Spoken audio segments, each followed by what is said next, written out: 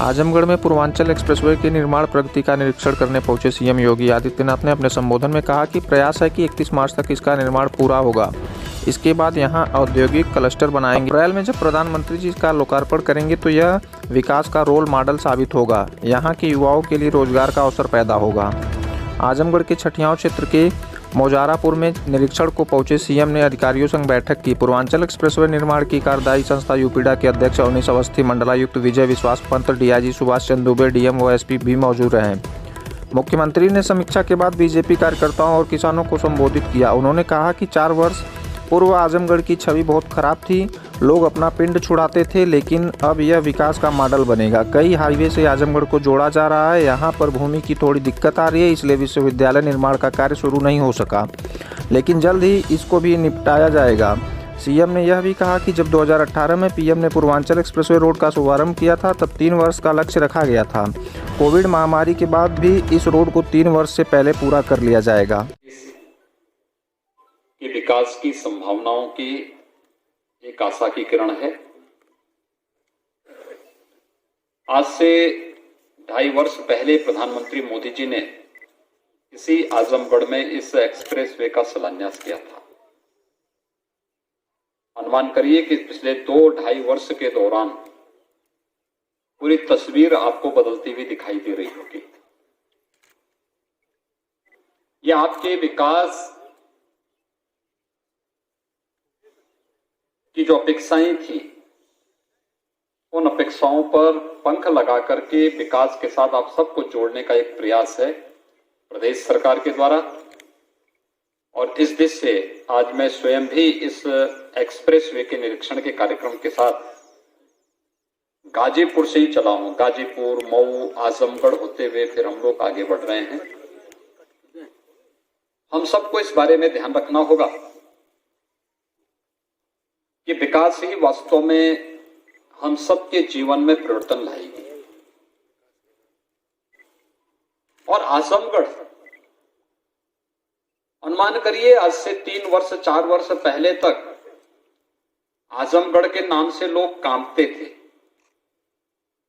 आजमगढ़ के नाम पर लोग किराए में मकान नहीं देते थे। यहां का युवा अगर कहीं जाता था और आजमगढ़ नाम बता देता था तो लोग उसको पिंड छुड़ाते थे। लेकिन अब आजमगढ़ विकास की एक नई आशा की किरण के साथ आगे बढ़ रहा है। और आशा की एक किरण एक्सप्रेसवे यहां के औद्योगिक विकास को एक नई ऊंचाइयों तक पहुंचाएगा। साथ ही साथ हम आजमगढ़ में विश्वविद्यालय भी दे रहे हैं। विश्वविद्यालय के लिए जमीन की समस्या आ रही है, ये आजमगढ़ वासियों को सोचना चाहिए। अब तक नहीं तो विश्वविद्यालय का कार्य भी प्रारंभ हो गया होता। आजमगढ़, वाराणसी, जौनपुर, आजमगढ़, अंबेडकर होते हुए लुम्बिनी तक का जो एक हाईवे बन रहा है, ये भी आजमगढ़ होते हुए जा रहा है। अनेक बड़े बड़े हाईवे केंद्र और प्रदेश सरकार के द्वारा आजमगढ़ के साथ आजमगढ़ को ध्यान में रख करके बनाए जा रहे हैं।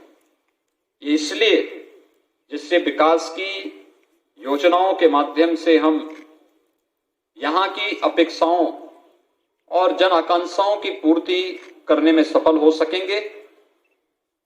मेरा आप सबसे यह अपील होगा, विकास हमारी प्राथमिकता होनी चाहिए और हम सब सकारात्मक सहयोग इसके साथ करें।